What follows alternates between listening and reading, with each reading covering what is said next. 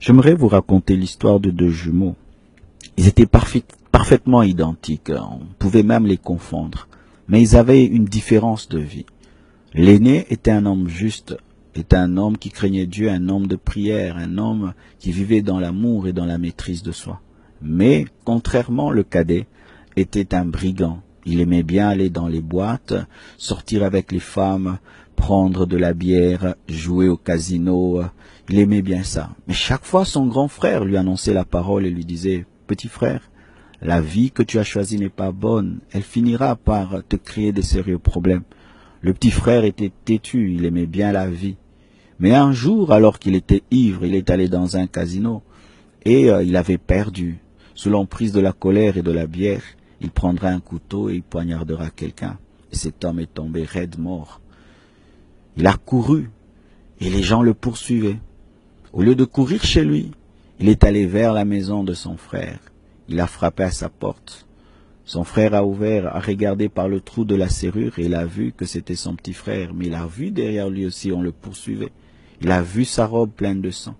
Au lieu de le juger au travers de la porte et de lui dire « Non, tu vas me créer des problèmes », le grand frère a ouvert la porte. Quand le petit frère est entré, il a refermé derrière lui la porte. Et le petit frère a dit « Grand frère, j'ai tué. Grand frère, j'ai tué. Regarde ma robe, elle est pleine de sang. On me poursuit, on va me tuer. » Sans le juger, sans dire quoi que ce soit, le grand frère n'a dit qu'une seule chose. « Enlève ta robe et donne-la-moi. » Ils ont échangé de robe. Le grand frère a pris cette robe ensanglantée et il lui a donné une robe très blanche. Il ouvrira la porte de derrière et lui dira « Cours, va-t'en ».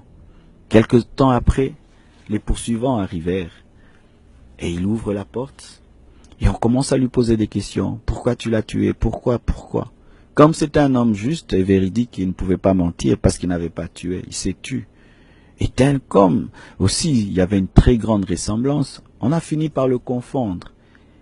Et à cause surtout de la robe qui était la preuve que c'était lui le meurtrier, on l'amènera au tribunal. Pendant le jugement, il ne dira rien, il n'a rien dit jusqu'au bout. Et le juge décidera de le tuer. Le grand frère dira « J'accepte de mourir, mais avant de mourir, permettez-moi d'écrire une lettre à quelqu'un. » On lui donnera un papier pour respecter les dernières volontés de celui qui va mourir. Il écrira une lettre. Il dit « Petit frère, je meurs pour toi. J'accepte de mourir pour toi parce que moi je sais que si je meurs aujourd'hui, j'irai au ciel. Mais quand j'ai regardé ta vie, j'ai su que si tu mourais, tu iras en enfer. C'est pourquoi j'ai accepté de mourir à ta place. Mais sache ceci, que la robe que tu portes est une robe de sainteté, de pureté. Je ne l'ai jamais utilisée dans le mal et dans le péché. Si tu peux me dire merci, c'est de mener une vie de sainteté et de pureté. Petit frère, je meurs à ta place. » On prendra la lettre, on l'enverra. La lettre va arriver dans les mains du petit frère. Quand il va lire, malgré qu'il était dans le péché, il respectait beaucoup son grand frère, il l'aimait beaucoup, mais il n'arrivait pas à mener cette vie. Il criera « Non, cet homme juste ne peut mourir pour moi. J'irai au tribunal et je dirai que c'est bien moi. » Il prendra la lettre, il va courir, il arrive, il présente la lettre, il dit « Ne tuez pas. Voyez la lettre qu'il a écrite, il est mort à ma place parce que ceci, cela. C'est bien moi. » Il donnera même des preuves, des détails qui vont confirmer que c'était bien lui le meurtrier. Mais le juge dira « C'est trop tard. » Il dit « Pourquoi c'est trop tard ?» On dit « Amenez la tête. » On lui amènera sur un plateau la tête de son frère. On dit « Il est déjà mort pour toi. Tu peux rentrer à la maison. » Le petit frère dira « Non, tuez-moi aussi. Je ne peux vivre avec cette culpabilité. » Et le juge lui répondra et lui dira « Deux personnes ne peuvent mourir pour un même péché.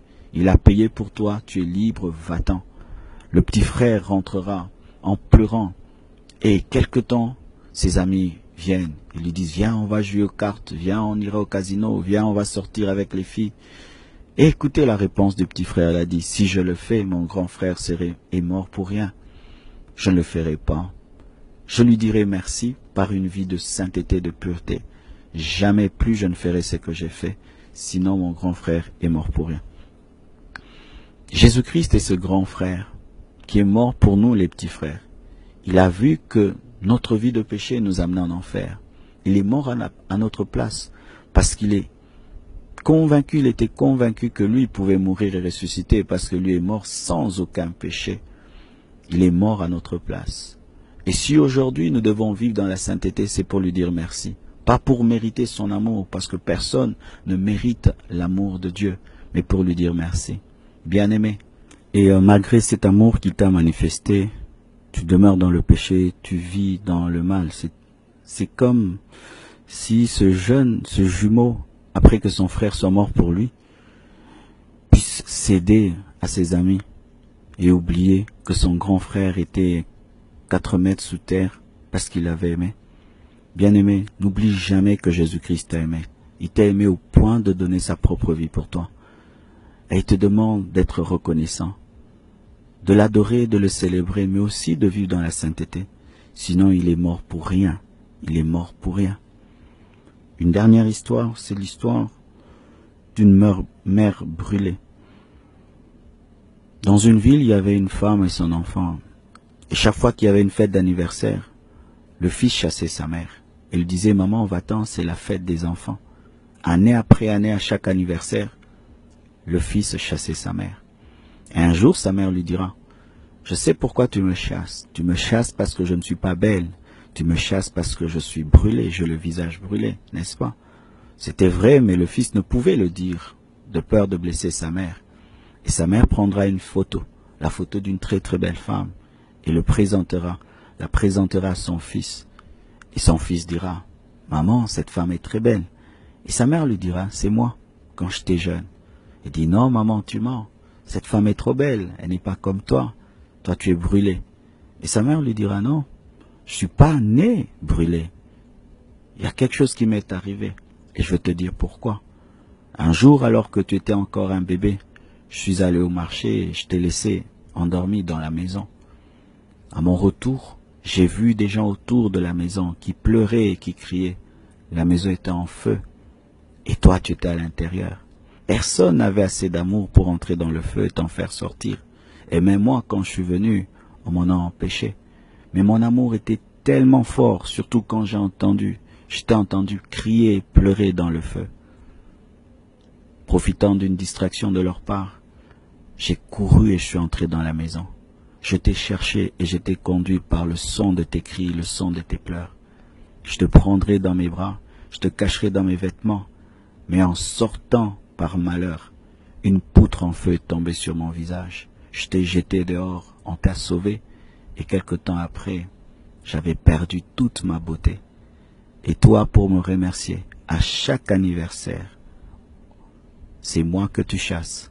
C'est moi que tu caches, alors que je t'ai offert ma beauté pour que tu vives. Son enfant pleurera et dira, maman, excuse-moi, j'étais le fils le plus ingrat de la terre. Mais je te promets qu'à mon prochain anniversaire, ce sera toi qui seras à l'honneur. Et c'est ce qu'il fit. L'année suivante, c'était pas le gâteau en premier qui était présenté, mais c'était maman. Je vous présente ma mère. Et quand il a présenté sa mère, ses amis étaient stupéfaits de voir sa laideur. Et il dira, elle est la plus belle de toutes les femmes parce que elle a offert sa beauté pour son fils. Et je ne pense pas que vos mères pourraient faire ce qu'elle a fait pour moi. Maman, tu es la plus belle de toutes les femmes et merci de m'avoir aimé à ce point. Il en est de même pour Jésus. La Bible dit qu'il est le plus beau entre 10 000.